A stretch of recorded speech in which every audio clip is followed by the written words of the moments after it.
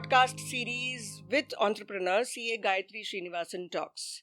And we meet a lot of entrepreneurs and understand from their journeys so that we can learn how to be successful in entrepreneurship.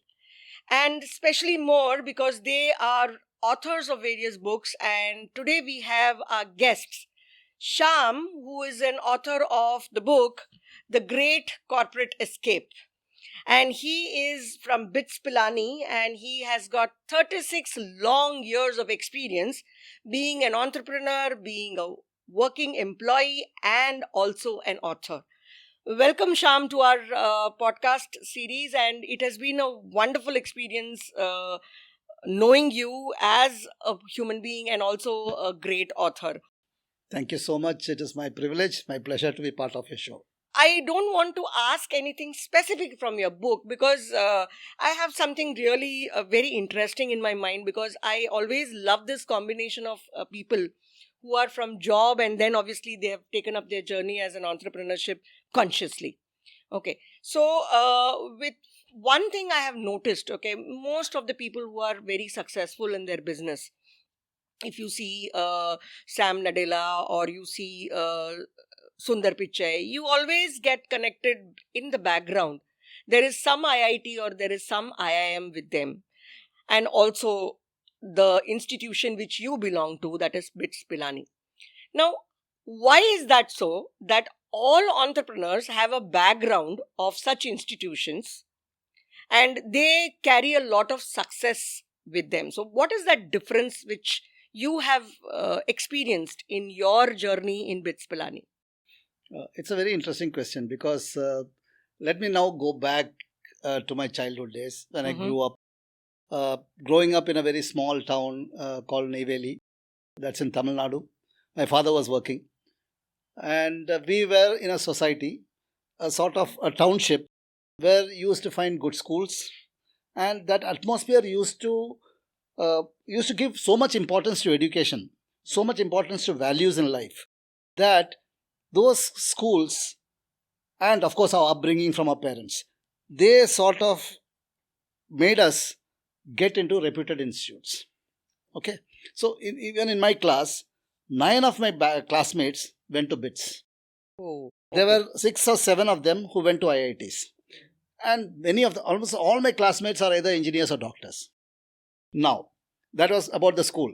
2 famous schools there. One was St. Joseph's of Cluny Convent School, and the other one was Jawaharlal Secondary School. I studied in both. Now, getting to BITS. When you go to BITS, especially from far-flung towns, like where I belong to, from Neyveli, and then getting to BITS was sort of a culture shock. First thing, I was traveling from the south of India for the first time to the north of India. The train travel took me 2 days to get to Delhi, then get to Pilani by bus, and it's a total change of scenario.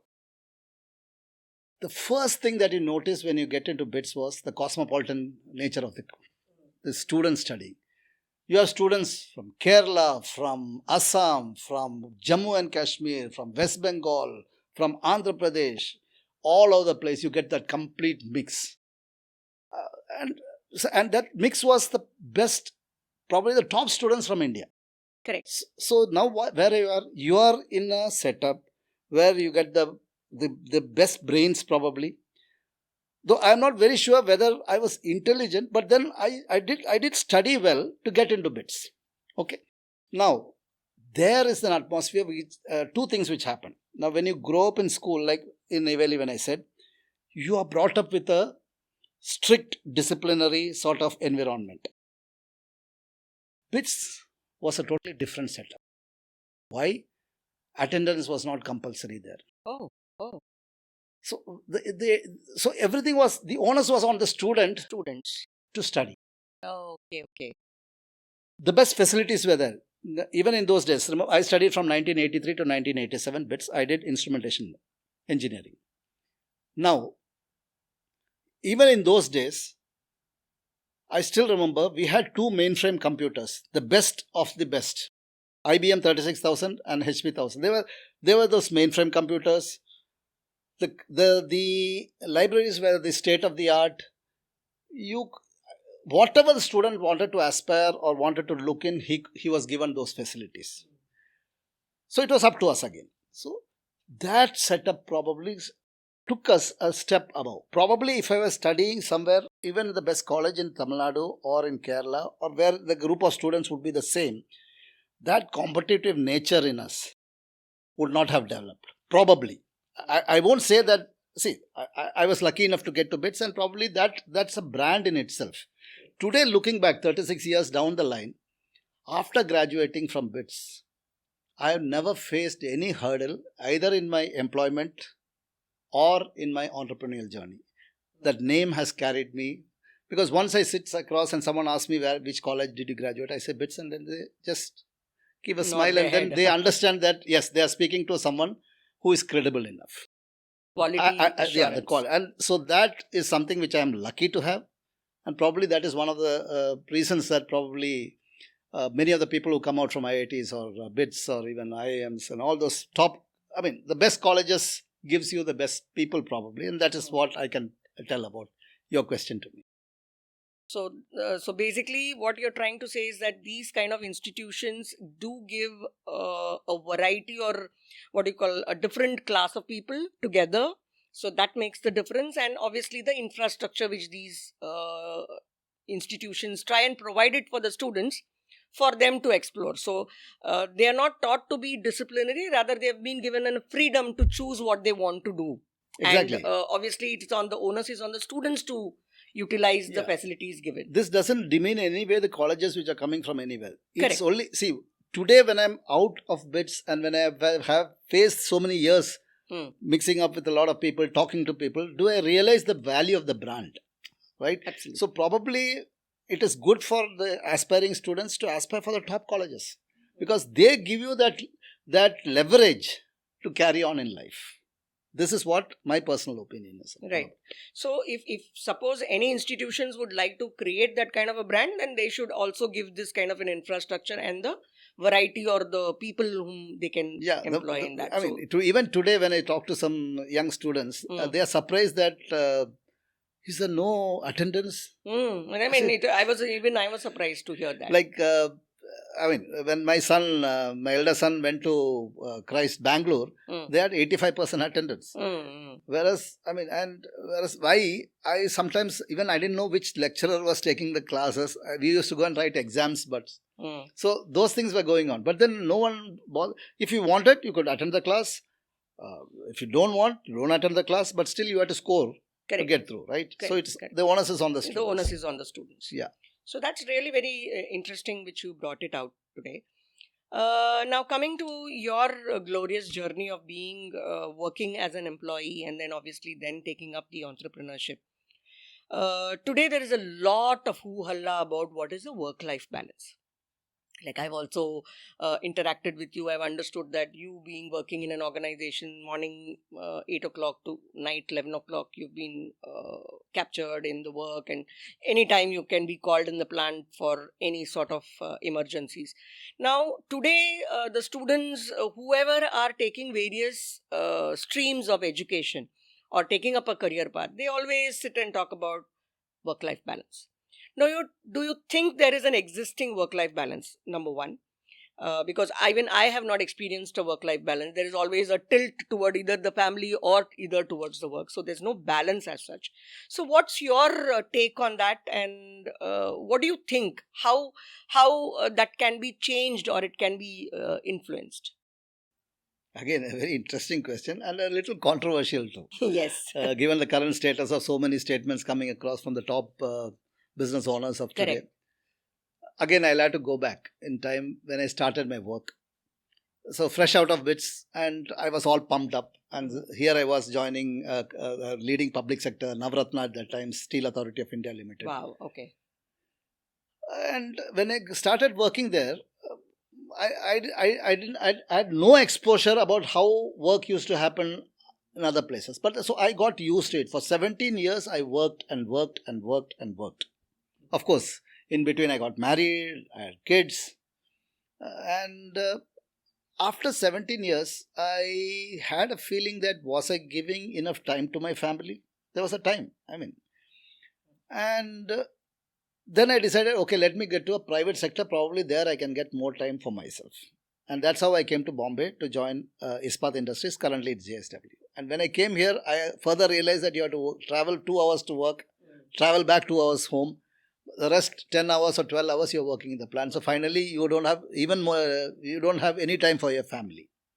Right? So these were two jobs that I did in India. And then I got an opportunity to go abroad. And so for an instrumentation engineer, a dream is to have a job in an oil and gas or a petrochemical sector.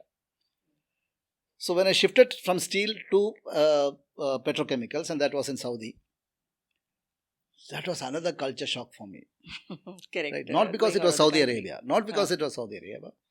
It was because that company was owned by the Americans and the Europeans. The money was pumped in by the Saudi. And the atmosphere of working there was something which I had never experienced. There I got a 5-day job, 8-hour week job. Fixed. You are not supposed to work after your working hours.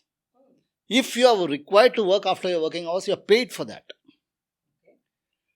If you are asked to be on standby for a job, which could happen in the night, you are paid for that too, even if you are at home. So that was the culture. And the best part was it that 8 hours you are treated like a professional and you work like a professional. So you're giving an output. And then you had 2 full days, your weekend was off for your family. And here I was realizing, wow, more work is getting done. You are happy being a part of your family. And that is giving you a better result. And that is giving you a better confidence. You're happy in life. And probably that is the reason why you are giving more. Absolutely. Now, so when I came back after quitting my job and I started in my consulting, and finally today when I'm into manufacturing as well, I felt, again this is my personal opinion, that what I did not need as a employee, like, so for me, for an employee, when I was working either in sale or here, I was always on the job. My boss expected me to be on the job always. It is not only that, you also get tuned to the condition. So you're working in that setup only. Was I happy doing that? I sometimes was, sometimes not. But still I had to work. And I realized that whenever I was happy, I used to contribute more. So today, when as an entrepreneur, when I have workmen in my factory, I think and back to those times, right? So probably if my workmen are happy, they would give contribution more. So I am of that opinion that yes, there should be a work-life balance. You should know when to give maximum to your work, when to give maximum time to your family. Because that is one thing which I learned there when I was in Saudi. That first, you should be the priority. You means me, my health, my well-being should be the first priority. Second is the family should come second. Third is work. And the fourth is recreation and other things. So that priority I understood. And probably I have ingrained in myself that should be the way going forward. Whether it is going to work in India, I am not very sure, because Indian conditions are different. That's again, everyone have their own thoughts. Probably we feel that if you are not on top of someone, when we are not pressurizing someone, then work comes. But I don't think pressurizing someone can give you work. So pressure could be in the terms of not only in the work output, but also on the time that you give for work. So I am very clear that yes, what is important is that particular time that you devote to work, do it well. Devote to family, do it well. Do everything in balance. So that is what is my personal thought process. Thank you so much. You just brought out exactly what is required. Because what happens is that the more we try and stretch our work, it in any which ways impacts our own health. That is the first thing. Secondly, we don't give time. And the most important part is your productivity also has an issue.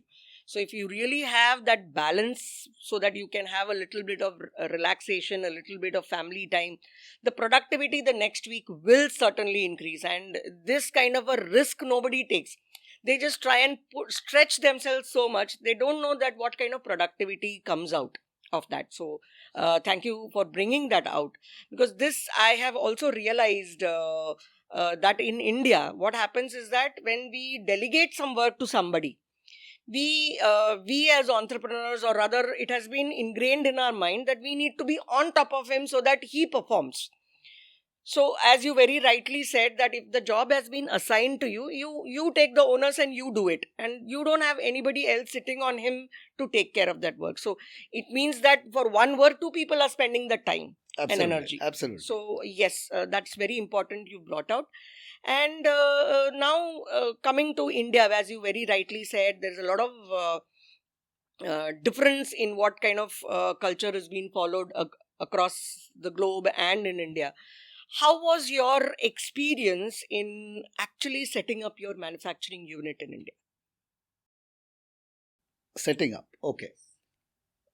Yeah. So we sort of, me and my partner Ravi, who is also my cousin, we were we got into manufacturing rather than by chance actually, because what happened was when I came back from Saudi Arabia in 2016, I was scouting for what I need to do. I knew for sure that I'm not going to work anymore, because having had that freedom of working for 8 years for 5 days and 8 hours a week, I knew that, especially being in Mumbai, I didn't want to commute for 2 hours to work, all those kind of things, and I didn't want So very clear that you I really didn't don't have want to to work, go to that. right? Yeah. So for a year, I tried dilly dallying, but those things did not work. I tried associating with a company in Chennai, where because of the distance that didn't work out. So Ravi also by that time was sort of losing his interest in working, and so he knew that I was free, and we are very closely bonded, and we decided to set up something, and so we set up a consulting firm. Now Ravi comes with a HR background, and I come from an instrumentation engineering background in steel, petrochemicals, power, and all those. So we thought we could set up a consulting firm. We could take some projects for technical, and we could also do some HR work like sourcing or payroll, all those kind of things, which was Ravi's forte. And okay, to cut a long story short, what happened in those consulting time was, over a period of time, in probably 6-7 months, I suddenly got a call from Saudi from a friend of mine who asked me whether we could manufacture gauges for them, pressure gauges. Now that's an instrument item for measurement of pressure, and similarly where the temperature measurements. We were not in manufacturing, but we said we could export gauges provided we manufacture it by some other firm. It's called Like contract manufacturing. Yeah, contract manufacturing. Yeah. And they agreed. And so we, for 5 years, were getting gauges engineered by us but manufactured by a third party. We had identified 3 manufacturers in India, and the orders were coming in from Saudi. The end product was going to Saudi Aramco. And so we were for 5 years doing this setup. Now, the particular end user was Aramco, but the supplier from Saudi, they one day asked us, now you having 3 different contract manufacturers, to have a better control over delivery, to have better control over quality, why don't you people start manufacturing? So with that background, we decided, okay, why not? And that's how in 2022, we decided to set up a manufacturing unit in Vapi. So that's why I said by chance. Yeah. Okay. Now, so once we needed to set up a manufacturing, that too we knew gauges were the manufacturing, the product that we needed to manufacture. We were scouting for land. I mean, we were scouting for a gala or a shop where we could put up the equipments for manufacture. We tried different things. We wanted, because we were living in Mumbai, we wanted to look out in nearby Mumbai. So there was Taloja that we could look at. There was Ambernath that we could look up. There was Mape that we could look up. And then we also saw that one of the companies that were supporting us for gauges earlier was based out of Vapi. So we also went there to look out, and the ecosystem that is required. We found Vapi to be a perfect ecosystem, because there were 3-4 gauges manufacturing units there. There was skilled manpower there. Raw materials that were required could be easily accessed from Vapi. And Vapi was also closer to Mumbai or Ahmedabad or all these ports where it needed to go. Access to various ports. Yes, and manpower was also manpower. One very interesting, another thing was the ease of setting up the unit. That was very important. Yes, that's needed. Not only with respect to licenses or all those things, but also with respect to the cost of production. Right? Compared to costs in Mumbai or compared to costs in other places that we saw, Vapi was the ideal fit. And we found out a place where we could get the best raw materials, the best manpower, and also at a cheaper cost. So we finally ended up in Vapi as the source. So once we identify that, we got the right manpower, we started getting raw materials, and slowly orders started coming in. So, I mean, you were asking about how did we set up manufacturing? This is probably the way we started off. But then there are a lot of lessons that I learned over that period, because now it has been 2 years. Correct. In manufacturing, one very important thing is, see, you need raw material, you need manpower, you need also the capital, right? You need money to run the Correct. run the industry. Absolutely. So what exactly happened was, I mean, and still happening, and this major challenge is the cash flow or the working capital that is required always. So the raw materials you need to buy and you have to pay upfront, but the finished product that goes to the end user, invariably they have 30 or 60 days as a credit period, right? And suddenly if you get a big order, say you need to make 1,000 gauges a month, so which means the raw materials cost itself can go up to 20 to 25 lakh rupees. How do I manage that? So that is where the banks come in. But then the banks, when I notice that as like India is having a very favorable disposition towards MSMEs, still there are challenges. Yes, there are. So, I mean, here I'm a startup. When I go to a bank, the bank needs at least a 3-year, financials, all those things. So you are stuck, and that is where the challenges begin. And then we start looking out for private financing, and then the interest rates go up. And we have to be absolutely, and that is where the challenge I feel as a manufacturer, that how do we balance out all these things? That is the challenge even now. That's the daily thought process that keeps on going in both Ravi's and my mind, even to the day.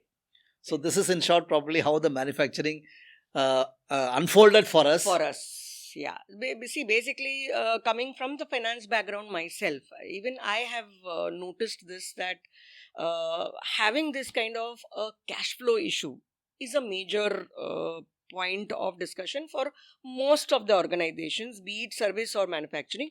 More so because of manufacturing, because they are not able to have these credit terms matched, like the raw material we need to buy it upfront, and then obviously we get paid a little later. So that flow is not being able to be managed. Now, having said that, okay, now that is one part of it, which is a separate problem. Now the day-to-day teething problem, like having the employees, some laborer takes it off, some suddenly vanishes away, goes to, and we don't know how to trace them.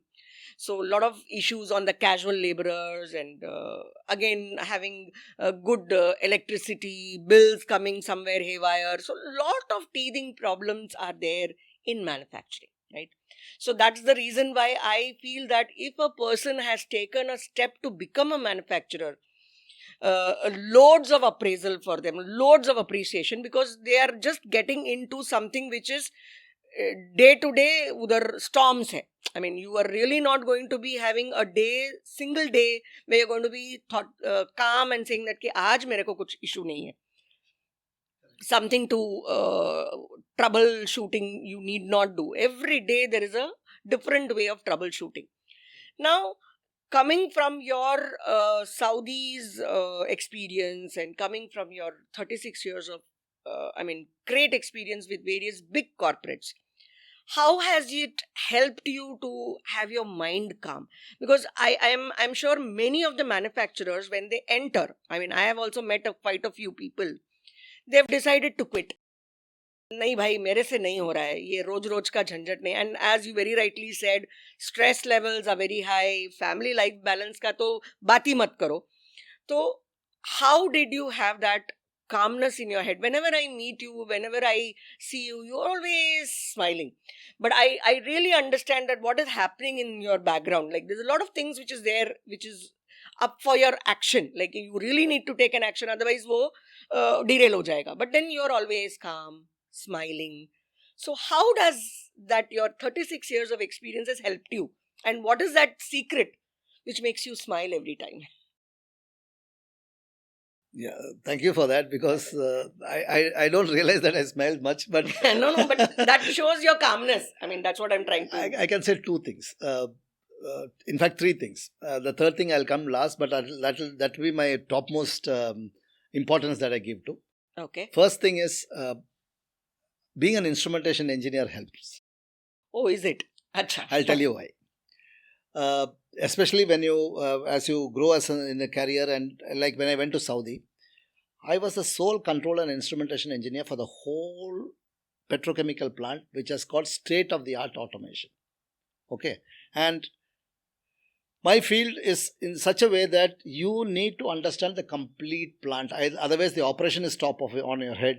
The plant is dependent on you for giving data, for their analysis, for measurements, for controls. And it's a very safety oriented plant, right? I mean, a small mistake anywhere can create a big impact. Correct. For not only for machinery but also for man. Now, working there, you need to be absolutely calm without any emotional attachment. You need to be focused on your work. So, because for you, even for the plant running or for any sudden problem that happens, it needs to be attended, because you can't shut down the plant. So those problem solving skills, being the calm, being really focused, and understanding that emotions are not going to take over your decisions in what you do, because one small mistake can create a big explosion. So there you are double checking yourself. You are being very comfortable. Despite the pressure situations, you are conditioned to become very like that. So that's why I told you, being an instrumentation engineer helps you. Fantastic. Yeah. Okay, that really is one. good. Okay. I think this is what makes me one. Second is having the comfort of a very good partner with you. Okay. Ravi, my business partner, I know that he can take care of anything. You are rest assured, right? I mean, he's such a confident, he knows all the answers, he can solve any of the problems. So with that as a background, you don't have to worry, because anything and everything, we are a team. See, it's not that I'm doing nothing. He is doing, I am doing, but I know for sure that I have got one person whom I can bank on, who can get us out of any situation. Okay. So that gives me that calm demeanor. The third thing which I felt was my genes, my mom. Oh, okay. That's why I said, see, I mean, she has taught me some wonderful things in life. One of the most important things that she has taught me is, especially when you interact with people, make sure that the other person who meets you goes off feeling happy. Anyone, be it a top person in any person, this thing, or be it any person who is below in the society. That probably has been the biggest blessing and the learning of my life. And that has carried me, and that keeps me in good stead, to be honest. Wow. So these three, probably the answer is, because the question is a little unexpected. So, but then straight away, this is what I can say. Fantastic. Of being. But when you say that, the second point which you mentioned, like I have also met your partner Ravi. Okay, now you seem to feel that he is the one who's, entirely going to taking care. But somewhere I have also seen him a little worked up ki are ye karna hai, but then you have that confidence on that person, so that is the reason why you are calm. But he takes all the pressure probably, or rather he is vulnerable to be taking that kind of a pressure. But then yes, I would suggest to him rather that he looks at you and he gets that confidence, and you look at him and he gets that confidence. Yeah, it is so both it's ways. A balancing act for both of you, and obviously both of you are calm at the end to take actions. Because that's rightly so, that whenever we are into a problem or we are into some troubleshooting work, we need to really have your emotions controlled and have a calm mind to take a right and a practical decision. Rational decision, to Absolutely. Be precise. Yes. So that is very important. And I think, yes, as you very rightly said, instrumentation is giving you that kind of an exposure. I would suggest all the audiences to get trained by Syam, because that is very important for you to have a calm mind. How to calm yourself, probably you can put them into such kind of situations and teach them how to be calm. So yeah, it is not, it didn't come natural to me. Exactly. You would have learned I've been conditioned because correct. Of the job that I did. That's what I want to say. And it needs a lot of experience. See, you create a lot of mistakes.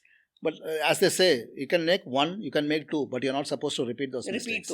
And in my job, a single mistake can cost a big thing. So I had to be very, very careful in doing anything that I did. And probably that's the reason I am never hurried up in anything. Of course, sometimes in personal life it happens. But then that is what. It is very important to be very focused, very rational in anything that you do, and that has carried over. That's what I can say. That precisely I would like to share. When Syam decided that he is going to write this book, okay, I knew that he was completely focused on writing. And then I think how many days, Syam, you took? See, the challenge was to write in 90 days, but I finished off in 120 days. So that is also a very, very great number of 120 days, because there are people who have started writing the first chapter and then still they are there. I mean, they have not reached the end. But the consistency which he did was really amazing. So that is where something, as a business owner, we need to learn this, that whatever we are doing, focus, and then obviously consistency. We need to get there and do it. Like today, I thought I would do something about my HR policies. I will start, and then obviously halfway through, I will leave it. That's not the way. No procrastination, persistence. Persistence, absolutely. Now, as you very rightly said, there are a lot of issues in the manufacturing. Though you have been calm to get those actions, you have got a lot of problems in cash flows. Have this thought trickled into your mind, saying that, why not I go back to job?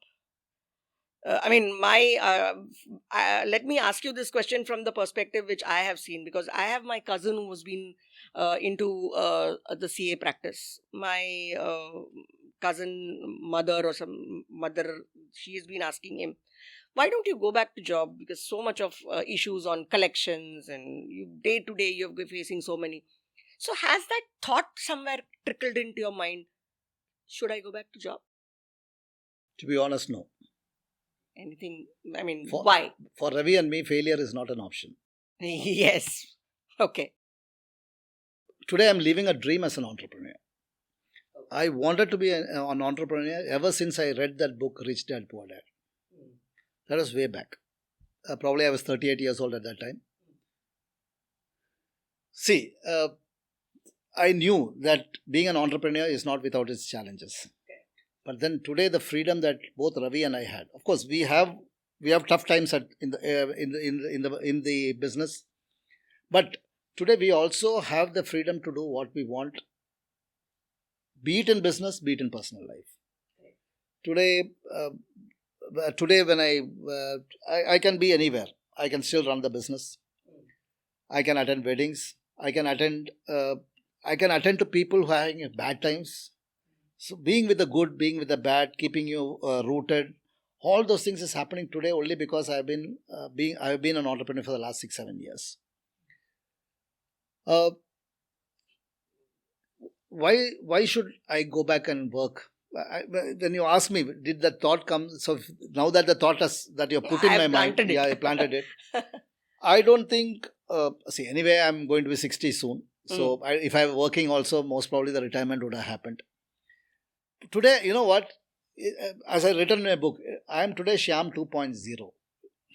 Right? It is not Syam of those times. Those times where I was working. Huh?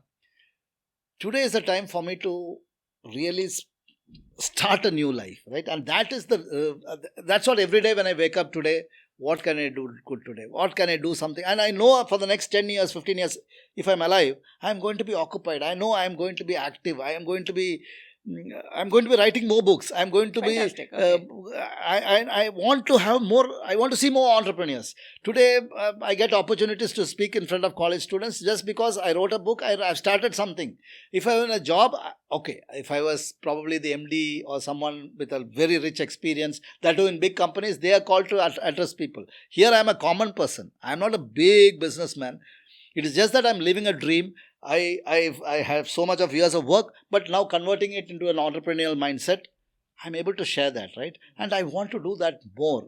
And that is what is going to take me for the next 10, 15 years. That is what is going to drive me. No work. I'm not going to get back to work. Sorry to bring that question about, because I wanted this thought to come out to all our audiences. See, when an entrepreneur starts his journey, okay, the seed is planted while he's in the work. That's Exactly. precisely what I wanted to bring it out. And that is a real seed which grows into a plant inside a person. And once that plant is grown, never that thing goes off as a seed and people would take out that plant and throw it off. It remains with you, and you are a passionate uh, entrepreneur who wants to create more entrepreneurs. So that is what is the best part of being an entrepreneur. So Yeah. I just wanted that to come out. Not only that, one more thing which, see, having worked for 29 years, I've seen the ups and downs of the complete industries, and it toughens you as well, right, as a person. So, see, one more thing, it is becoming an entrepreneur. Of course, we are manufacturer by chance, but then it sets you up, right? So, you should be, Ravi and I were ready to face those challenges, and we are still ready. We are going to fight it. Come what may, we are not going to let it go. We will ensure that our company grows, everyone grows together, and we are here to make a mark. And that's why we have named the companies as Thea New Consultants, and we are going global. We are going to be Dictis Technologies, and we have a roadmap for the next 5 years. For the next 5 years. Right. So that is precisely what I'm trying to say. Ki the ones who come here as an option, like being an entrepreneur, chalo job se kanta lag gaya, so let us start something which is my business. If they just look it as an option, it's not. It's not. It is something which comes germine from your mindset that you want to become entrepreneur with a purpose. With a purpose, exactly. Yes. With a purpose in life. So you want to create that kind of impact on various people, and as very rightly said, now that you've been so many years of experience, now you want to give it back. You want to get more such entrepreneurs in the business. Given the challenges, life is always going to have challenges, and winning that is only going to give you more kick to do more, bring in more challenges. Yeah, as they say, right? See, what do you do? You generally tend to, when you read any book or when you talk to people, generally it's all about success stories. But I feel that failure stories are more important. Exactly. We have gone through that. We have learned from failures, and today when I put out those failures in front of people, they understand that they should not do that. We also, I don't ask like how you became successful. What were the impediments that you faced when you... So that you reach that. Yeah, so that we don't repeat those mistakes. Exactly. So those are the things which you are learning. And that is how, that has also helped to shape us, right? Yes. So today when we see these Sundar Pichais, or we see the who's who has been successful, now we are not exposed to those number of years of slogging which they have put. And in lot of interviews also they have said, you don't know what I've gone through. Correct. So I think as an entrepreneur, it really matters that you share what is you've gone through so that others don't repeat those mistakes.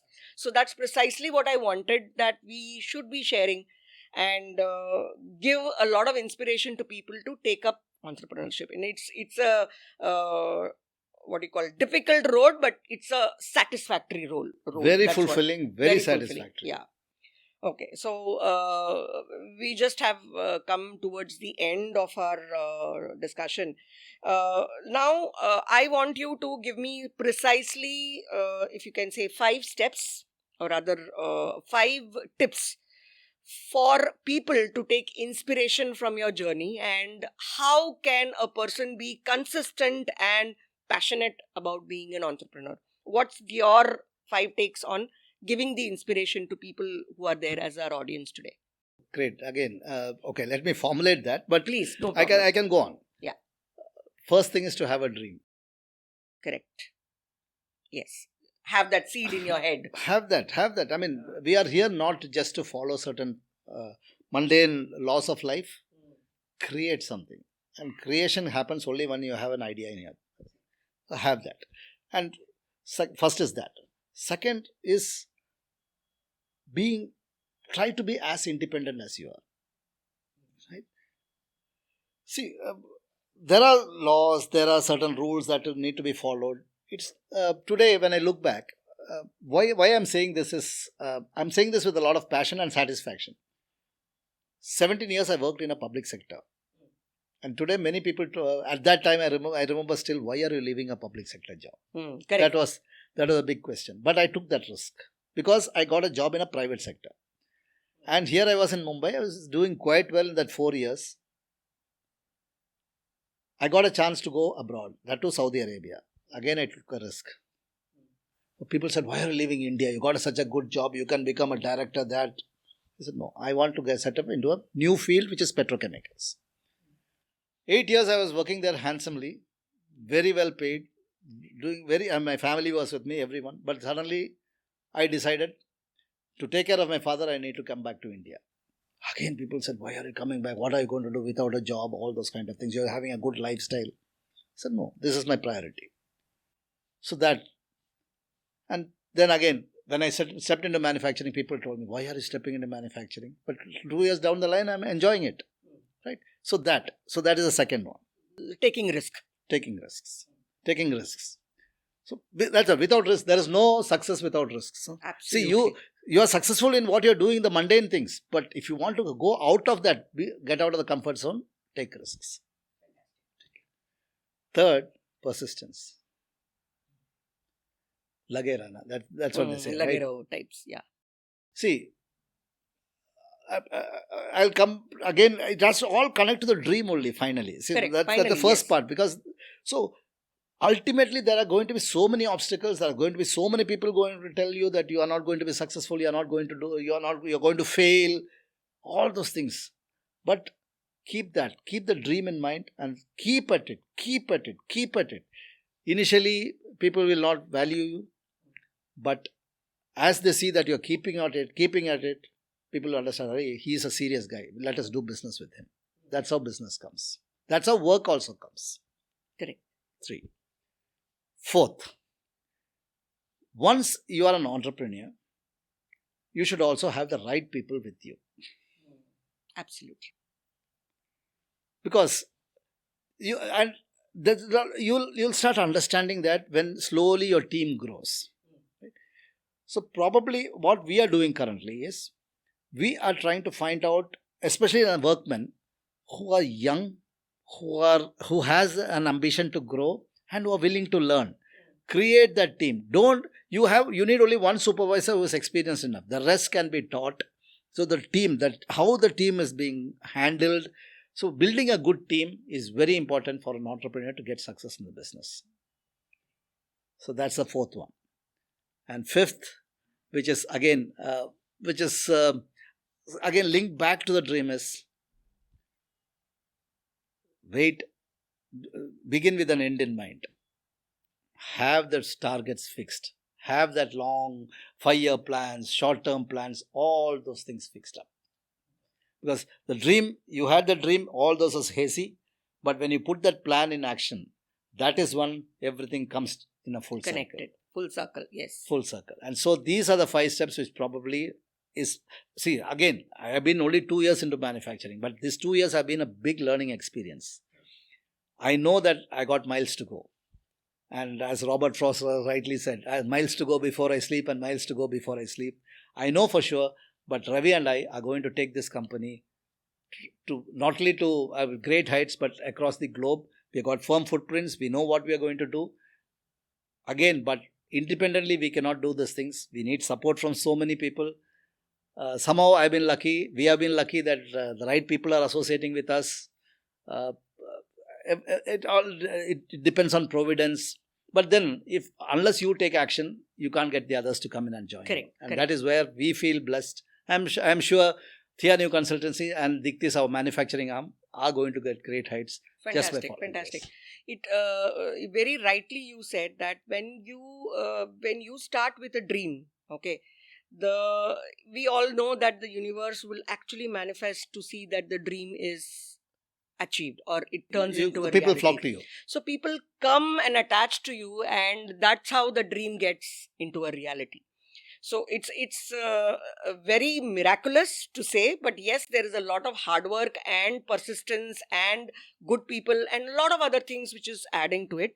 But it is a roadmap which all of us will have to be persistently following, and one day we'll reach there. So that's the I mean, it is really nice that a lot of insights have come today out, which was required for the younger generation or for the new entrepreneurs who want to take up this journey and are actually sitting on a fence and thinking that, okay, should I not? I still be in job. So a lot of confusions which people right now have. This insight is very important for all of you to just understand, take a plunge, take that risk, and go with the flow in your dream. That's very important what today, Sham, you have mentioned, and I'm really very happy that these pointers have come out. And uh, kudos to both of you to have that persistence and have that risk taking ability in you. So I wish you a lot of luck, and I'm any which ways being associated with you. So we both will see to it that Dictis Technologies and Thea one day becomes a listed entity, and we have that journey in mind, and we are heading to be an IPO and come out with an IPO to be successful on the stock exchange. So thank you, Sham, for your wonderful insights, and all the best to you. It has been a privilege, a pleasure, and I didn't know how the time flew. Amazing questions. Really felt so privileged to be part of this Thank podcast. you so much, Sham. Thank you Thank so you so much. much. Thank you. Thank you. Yes, if you really loved what we discussed, because these insights were really from a heart of a person, and it was really important for people to understand that entrepreneurial journey is not easy, but it is not that difficult also if you have a passion in your head. Do connect with me and subscribe to my channel for having more such discussions with various interesting common entrepreneurs, because successful entrepreneurs is always on the page, but common entrepreneurs who are in across the globe have the similar such kind of success stories. So do subscribe to my channel and follow me for more, and like, share, and subscribe to this particular podcast, and share it with whoever is sitting on the fence and would like to get into the entrepreneurial journey. Thank you.